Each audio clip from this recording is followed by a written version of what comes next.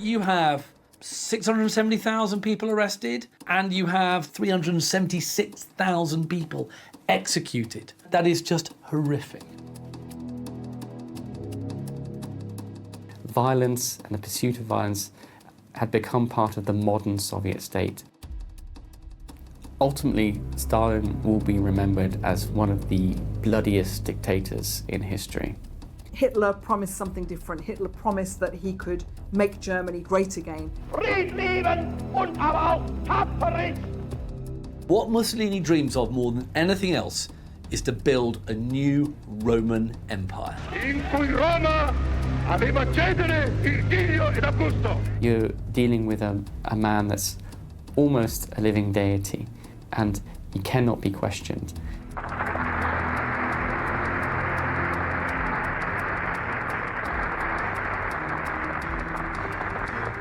They're looking for a strong leader. They want someone to emerge who's going to, take the country out of this kind of hell. In that climate of hopelessness and despair, the cult of personality was a defining feature of his dictatorship. But we are determined to preserve our freedom, no matter what the cost. One man who sees what happens to Mussolini's corpse and learns from it is, of course, Adolf Hitler. And it's the abuse of Mussolini's corpse that leads Hitler to make a decision to actually kill himself.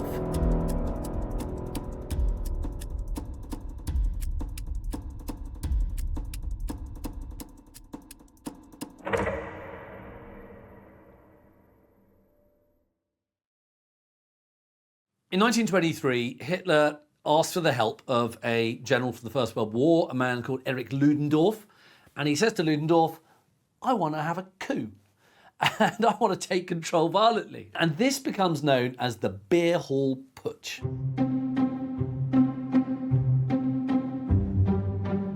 In his early years, when he was leading the Nazi party, Hitler was a big admirer of Mussolini. And what the Nazis had done, what Hitler had done, is he looked at Italy, he looked at the Italian fascists as a model for some of their appearances, some of their policies. And what he has seen is Benito Mussolini's march on Rome in 1922, which had been so successful. And Hitler thinks, well, look, I can do this in Bavaria.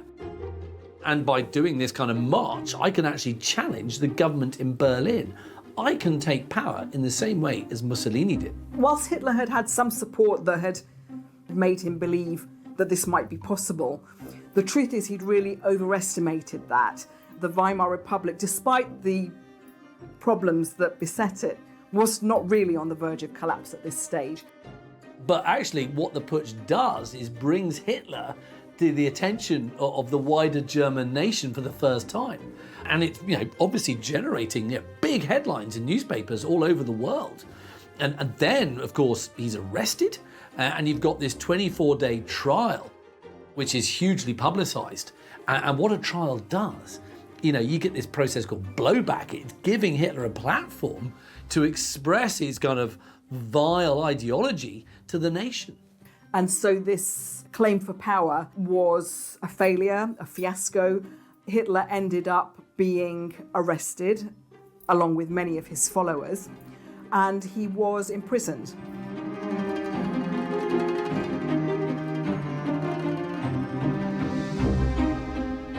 On April the 1st, Hitler is sentenced to 5 years imprisonment at Landsberg prison for his involvement in the Beer Hall Putsch. And there he dictated Mein Kampf, so his struggles and his political ideas, to Rudolf Hess and Emil Morris. What this book does is to lay out Hitler's plans in a kind of very rambling, incoherent fashion for transforming German society into a society based on race. So throughout the book, Jews are equated with germs, and they're presented as the international poisoners of society. Anti-Semitism, anti-Bolshevism were two of the key ideologies. He also despised democracy, and these kinds of ideologies were written in very, very fervent and strong terms in Mein Kampf. So, according to Hitler's ideology, there was only one solution to this, and that was their extermination. October 29th, 1929, Black Tuesday.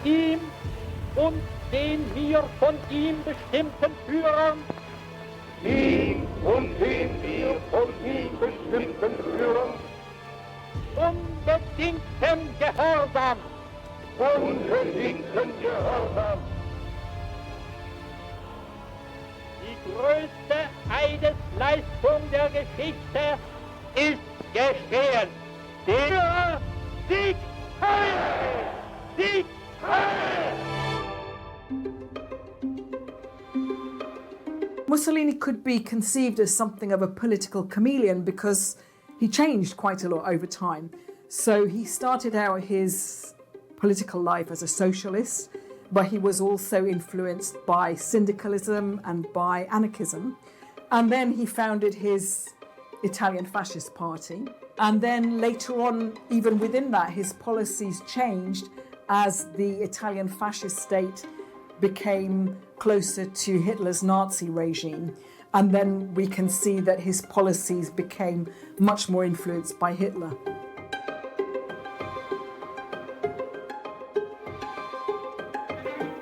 Now, in the late 1920s, Mussolini is providing some financial support to the Nazi Party as it continues its rise. And what he had also done is to allow brown shirts, the SA, and even SS men to train with his own paramilitary brigade. Those are the black shirts, of course. And Mussolini views the rise of the Nazi Party as something that's affirming his own ideology. This is saying, yeah, fascism's on the march. It's not just Italy, it's Germany next, and who knows where else. In private, however, Mussolini's really quite scornful of Hitler and his Nazis. The Italian leader describes Mein Kampf as boring. Actually, he was right. And he thought that Hitler's ideas and theories were kind of coarse and simplistic. And indeed, Mussolini is dead right here. In his early years, when he was leading the Nazi Party, Hitler was a big admirer of Mussolini. But let's not forget, Mussolini's prone to his own personal kind of egomania, and he's got a low opinion of Hitler's kind of rise to power, which he thinks is far less glorious than his own.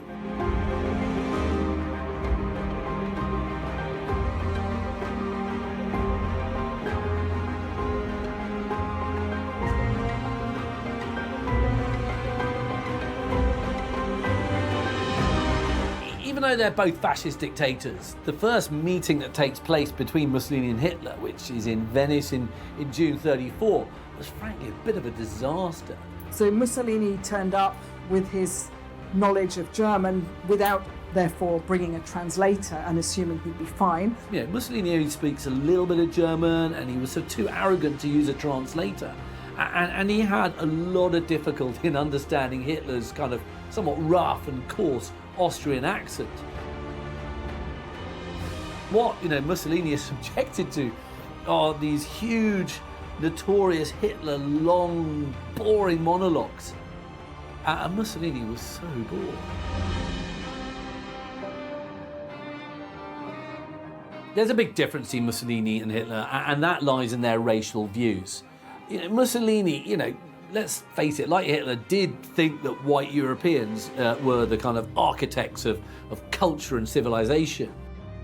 But, what Mussolini doesn't share with Hitler is this kind of hateful and eliminationist anti-Semitism.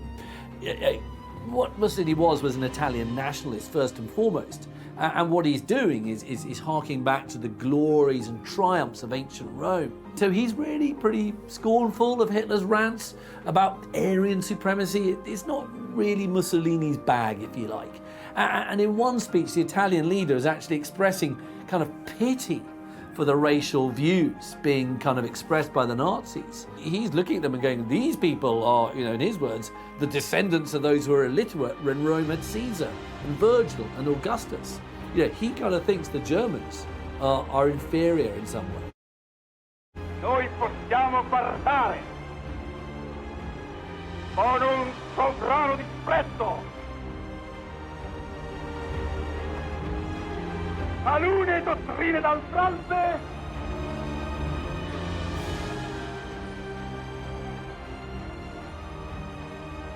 gente che ignorava la scrittura con la quale tramandare i documenti della propria vita in un tempo in cui Roma aveva Cesare, Virgilio ed Augusto.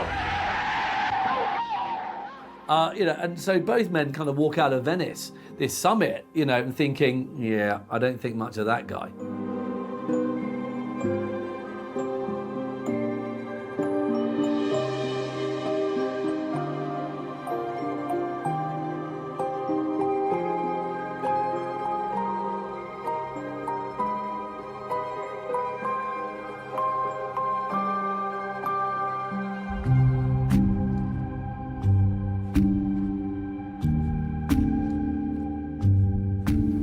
Mussolini then pays a state visit to Germany in September 1937, and where he's met with a really long, vast parade of troops, and there's military equipment paraded, artillery, you name it. And these shows of strength were really obvious. They were there to kind of impress Mussolini, and you know what? It worked. They came to see the commonalities of their ideologies and indeed of their policies, and what could be gained by becoming closer together. And in 1936, they formed the Rome-Berlin axis, so coming closer together. And that was cemented into the Pact of Steel, which was a formal alliance in 1939. Stalin is a Marxist-Leninist, that's his philosophy, and what he does is to consider conflict between capitalist powers as being inevitable. And so after Nazi Germany annexes Austria and then part of Czechoslovakia in 1938, he thinks, you know what, there's a war on its way. And in this respect, he was absolutely right. As Britain and France clearly were unwilling to commit to an alliance with the Soviet Union, Stalin realises actually he can forge a better deal with someone else, and that's with the Germans. From Stalin's point of view, keeping the peace with Germany for a bit longer would allow him to bring Soviet armaments up to a level that he could wage war. During the various meetings and negotiations between Nazi Germany and the Soviets, those held within the Soviet Union, Stalin would host, and at a banquet he would occasionally raise a toast to key Jewish Bolsheviks and key Jewish Soviets at the table. This would force those Nazi delegates to raise a toast to Jewish representatives. I think Stalin is asserting his power, he's asserting his authority. He's telling Nazi Germany that you are negotiating with us, you are on our territory right now. It is a power game, a power move. And so in August 1939, you have the Soviet Union signing the Molotov-Ribbentrop Pact with Germany, and this is a kind of non-aggression pact. And Stalin sees this as an opportunity, both for territorial expansion and also a temporary peace with Nazi Germany.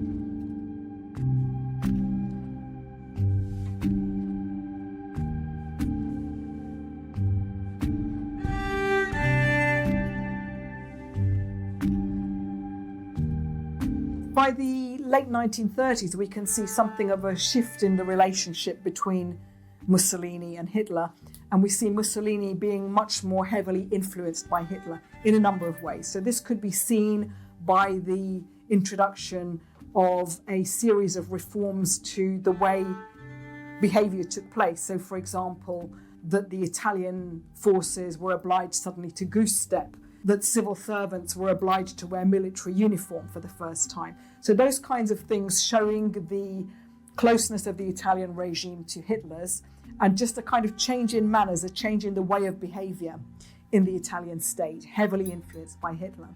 And this came to the fore in 1938 with the racial laws adopted by Mussolini's Italy.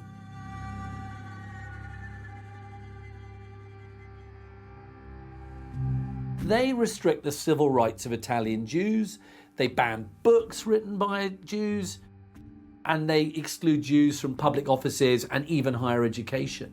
make a mistake, this is anti-Semitism. And there are more and more laws stripping Jews of their assets, restricting their travel, and finally, it even puts them into internal exile. It kind of treats them as political prisoners. But what Mussolini is not doing is systematically murdering Italy's Jews in the way that Hitler does with his Jews, if you like. So in 16 years before a fascist power, there had not been any racial laws. And suddenly at this point, because he was showing his closeness and proximity to Hitler, and because he was heavily influenced by Hitler, Mussolini introduced a series of racial laws that were not too dissimilar to the Nuremberg laws in Nazi Germany. Coloro i quali fanno credere che noi abbiamo obbedito a imitazioni o peggio a suggestioni sono dei poveri deficienti. Il problema ebraico non è dunque che un aspetto di questo fenomeno. La nostra posizione è stata determinata da questi incontestabili dati di fatto. L'ebraismo mondiale è stato durante 16 anni, malgrado la nostra politica, un nemico irreconciliabile del fascismo.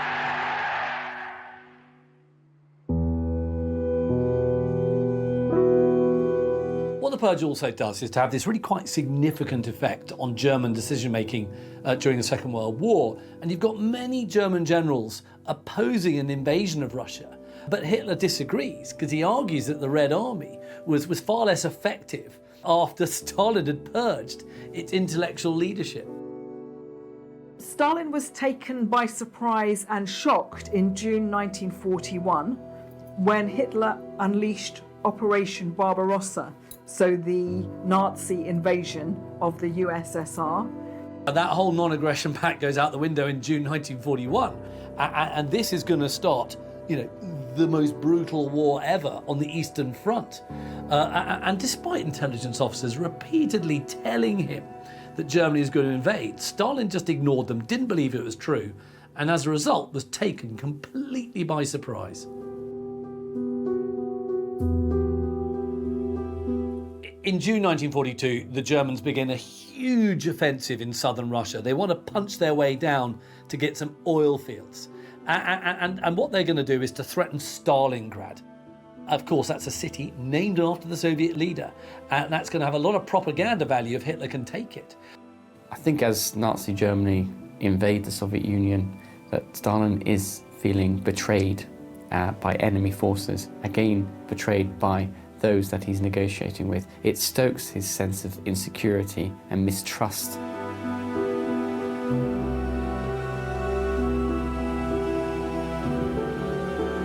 But what Stalin does is to order the Red Army to hold Stalingrad at all costs. And this becomes one of the most brutal urban combats in human history. I mean, really close quarters fighting, almost hand to hand. You've got direct assaults on civilians and air raids. It is just the most brutal form of urban warfare. Initially, of course, Stalin and Hitler had signed the Molotov-Ribbentrop Pact. They were allies. However, when Germany invades the Soviet Union, Stalin finds some new allies. And those, of course, are the UK and the US. Good evening, everybody. Tonight, it seems clearly apparent that the first great phase of the war in the West has been won by Germany. The army of French and British has made a valiant battle in its effort to retreat to Dunkirk, where there is some slight chance that some part of it can be evacuated. Adolf Hitler's mechanized forces are racing toward Paris as French resistance collapses. This was a war that Hitler wanted. He was an out-and-out aggressor. And of course, the first months of the war were very successful for Germany, with the Blitzkrieg lightning strike on Poland, and then very quick successes in the West.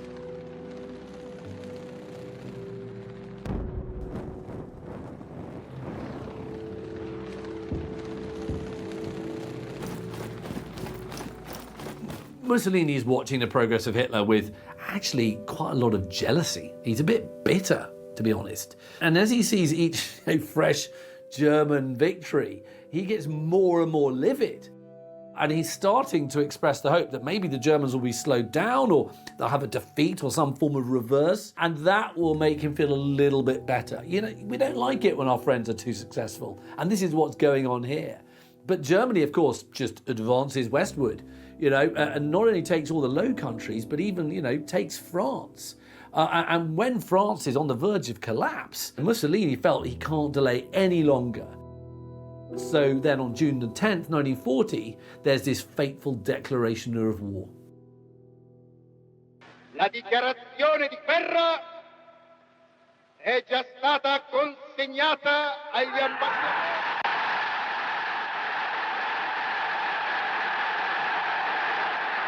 Gli ambasciatori di Gran Bretagna e di Francia.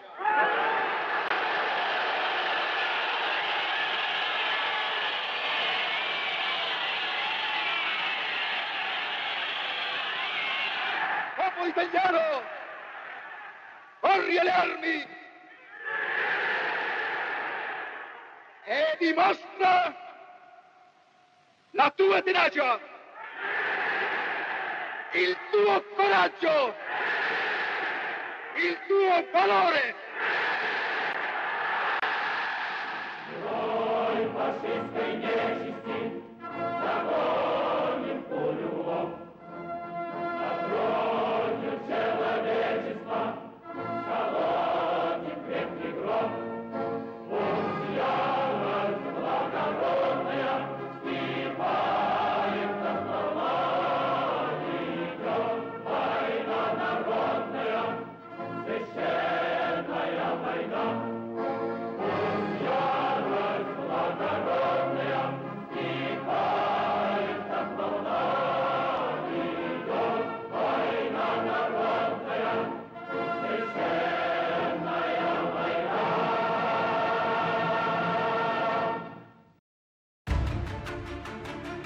During the Second World War, the Stalingrad is actually the deadliest battle to take place. And, you know, about 2 million people are lost. So it is one of the bloodiest battles ever in the history of mankind. Of the once 300,000 strong German Sixth Army, between 30,000 and 45,000 had been flown out wounded. Half of the size of the army was either killed or died of cold, and over 100,000 surrendered to the Russians as prisoners of war, of whom only some 6,000 survived their captivity to return to Germany. So this was an absolute rout for the German army.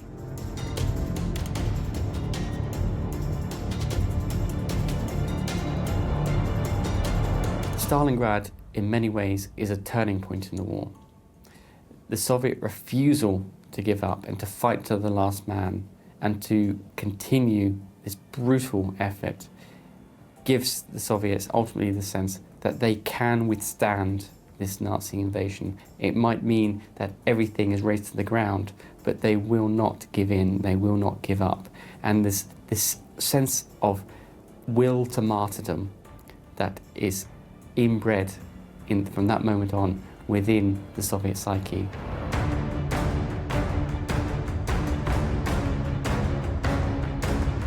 Infamously, Stalin's son, who had been captured by Nazi forces, was offered in exchange for Nazi personnel, and Stalin refused to accept that exchange. It appears that Stalin is willing to accept that his son would potentially die in captivity rather than be exchanged.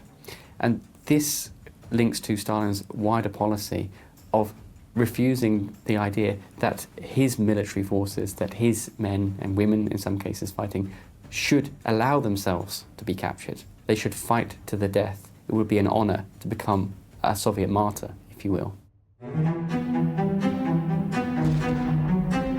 It's apparent by 1943 that Italy's military position is simply untenable.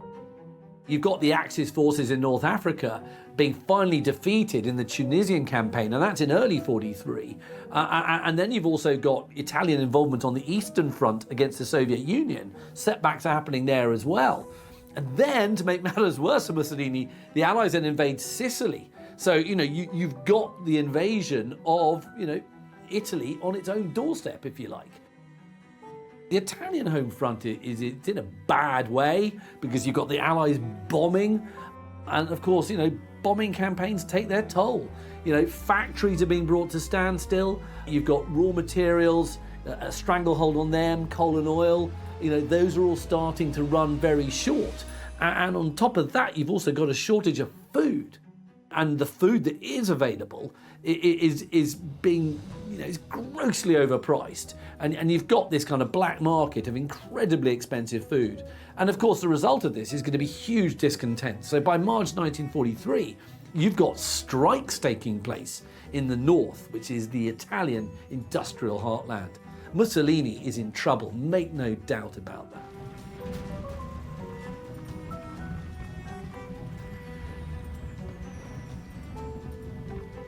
After the Italian surrender in North Africa in 43, the Germans begin to take precautions. They look at Italy and think it's going to collapse. What Mussolini has done is grossly exaggerated the extent of his public support, for his regime and indeed for the war itself.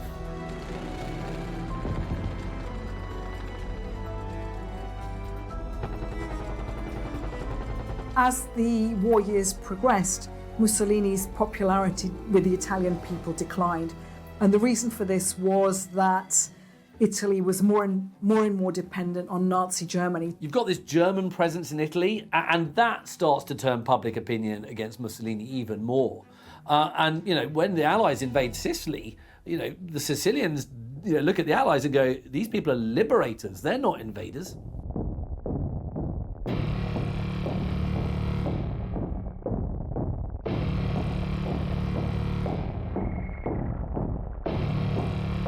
Between the 24th and 25th of July, 1943, Mussolini was removed from government through a vote of no confidence. This is the downfall of Il Duce. And by this time, discontent with him is absolutely widespread and intense. And when the news of his downfall is announced on the radio, there's no resistance to it. People rejoice because they think that actually what the end of Mussolini also means is the end of war.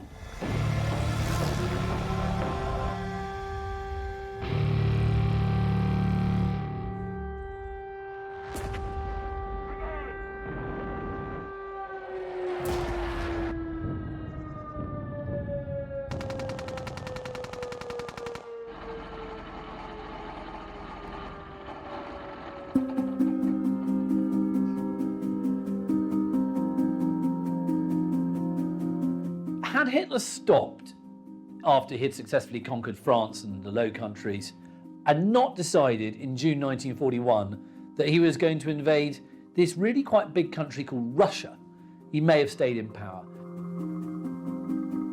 Tide turned for Germany at the Battle of Stalingrad, and I think that the feeling that the German population had for him as this infallible leader really changed from that point onwards. This is a war that Hitler has fought for too long, and he's fighting it to the death. And he's fighting it to the death of the people who he supposedly loves. And he no longer loves them by the end of the war. And he says that basically the German people don't deserve him, the German people don't deserve Germany, and everybody should fight to the death because basically, they don't deserve to be alive because they failed him. Classic narcissistic thinking. The world is for him, and he's not there for the world. So whilst by this point, after Stalingrad, the cult of the leader was diminished somewhat, he'd created this myth of the Soviet hordes and this great Soviet enemy to such an extent that out of fear and out of desperation, both the army and the home front really worked until the bitter end before capitulation. By by the last days of 1945, Mussolini could see that the end was near. On the 28th of April 1945, Mussolini is shot dead by partisans in the north of Italy. It's a really ignominious end. Mussolini was in no doubt that the end was coming. I mean, he was trying to flee before the 28th of April 45. You know, he was on the run. He was desperate. He was running for his life.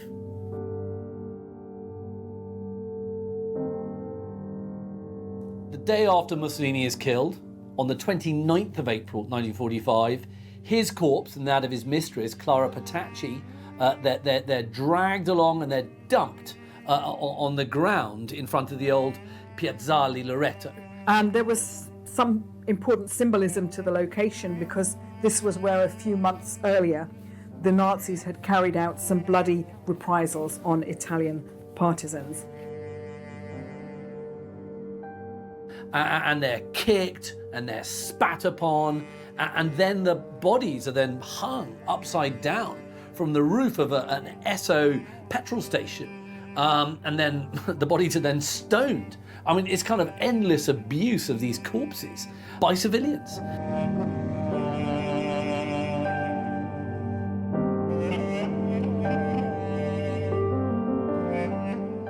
The reason for this is simple. I mean, it's kind of done as a very public display of discouragement. It's saying to other fascists, black shirts, you know, you got to end the fight, otherwise this is what's going to happen to you. And of course, it's also an act of revenge because so many partisans were hanged in that same place by the Axis authorities. One man who sees what happens to Mussolini's corpse and learns from it is, of course, Adolf Hitler. And it's the abuse of Mussolini's corpse that leads Hitler to make a decision to actually kill himself a few days later.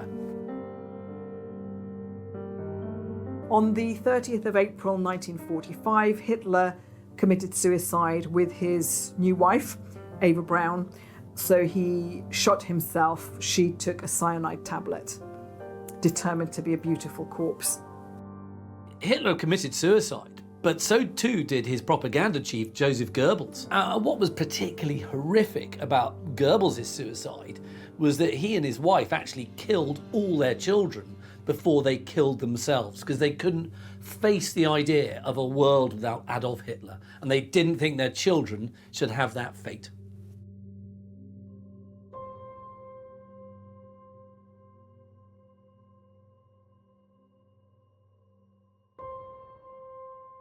I don't think we can overstate the importance of victory, of winning the Second World War, or the Great Patriotic War, as it's known in the Soviet Union and still today in Russia. This victory had come at a huge cost. The human cost of the Soviet war effort has been estimated at over 20 million people. And so this huge effort, this huge sacrifice, becomes the new foundational event of the Soviet Union, arguably just as important, to some perhaps more important than 1917 itself. Within the Soviet Union, I mean, Stalin is such a great hero. I mean, he's universally regarded as the kind of embodiment of victory and patriotism. He is kind of Mr. Soviet Union. Victory in the Second World War only led to an increase in Stalin's popularity. So this was this great victory against fascism, against Nazi Germany and her allies. And the Soviet propaganda machine took advantage of this victory really to cultivate even more this cult of the leader that surrounded Stalin. Товарищи, Великая Отечественная война завершилась нашей полной победой. С победой вас, мои дорогие соотечественники и соотечественницы! Слава нашей героической Красной Армии, отстоявшей независимость нашей Родины и завоевавшей победу над врагом. Слава нашему великому народу, народу-победителю! Вечная слава героям, павшим в боях с врагом и отдавшим свою жизнь за свободу и счастье нашего народа. In the Allied countries, Stalin is now being increasingly depicted in this really positive light over the course of the war. In 1941, you have the London Philharmonic Orchestra performing a concert in his honour to celebrate his birthday. And Time magazine the following year even names him Man of the Year.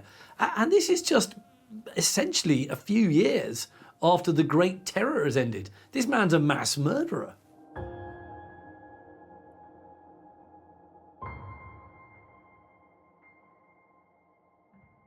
In the aftermath of the Second World War, what happens to the British Empire is it starts to decline, and that's going to leave the United States and the Soviet Union becoming the two dominant world powers.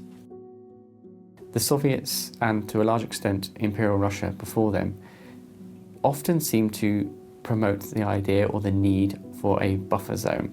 There was a fear of external threats coming their way. Stalin was very keen to make sure that the states of Eastern Europe would be friendly to him and to set up communist states in those lands. His policies to expand led to a reaction from the United States, and in particular from the Truman government, to contain the Soviet Union and to contain Stalin's policy of expansion. In detesting communist slavery, we know that the cost of freedom is high, but we are determined to preserve our freedom no matter what the cost. At the end of the Second World War, you have the Soviet Union occupying or controlling Bulgaria, Romania, Hungary, Poland, and Eastern Germany. From Stettin in the Baltic to Trieste in the Adriatic, an iron curtain has descended across the continent, and all are subject, in one form or another, not only to Soviet influence, but to a very high and in some cases increasing measure of control from Moscow. On the 5th of March 1946, the former British Prime Minister and wartime leader, Winston Churchill, he's speaking at a college called Westminster College in Fulton, Missouri. And he's summing up the situation in Europe. And he coins this very famous phrase in this speech, because he says, from Stettin in the Baltic to Trieste on the Adriatic, an iron curtain has descended across the continent. Now, that phrase, iron curtain, that metaphor, is going to be used, for decades to come. And that speech may have been one of the first shots fired in the Cold War, if you like.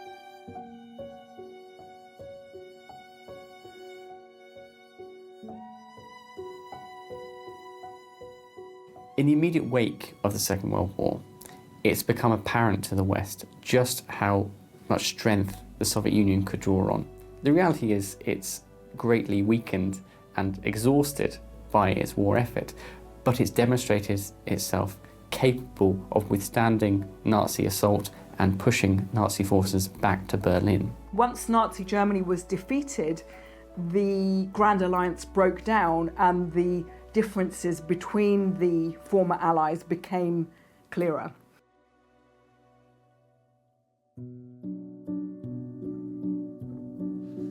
As soon as Stalin learns of the atomic bombs at Hiroshima and Nagasaki, he starts initiating a Soviet atom bomb project, and he pursues it aggressively, and it accelerates really rapidly. And by the end of August 1949, the Soviet Union actually secretly conducts its first successful atomic weapon test. Now clearly this is a monumental moment in the Cold War. This is the Soviet Union developing themselves, thinking of themselves as a superpower equal in the status of America, equal to the West. All right. Mr. Vyshinsky, have you got any statement about President Truman's atomic bomb? Please, excuse me. Does Russia have the atomic bomb, Mr. Vyshinsky? Well, what's your reply to me? But by this point, you're dealing with a man that's almost a living deity. You're dealing with someone whose sheer force of personality is at the centre of the party and he cannot be questioned. And so, to some extent, the Soviet Union is stuck in this position, unsure what's coming next, and it has to adapt to Stalin's health.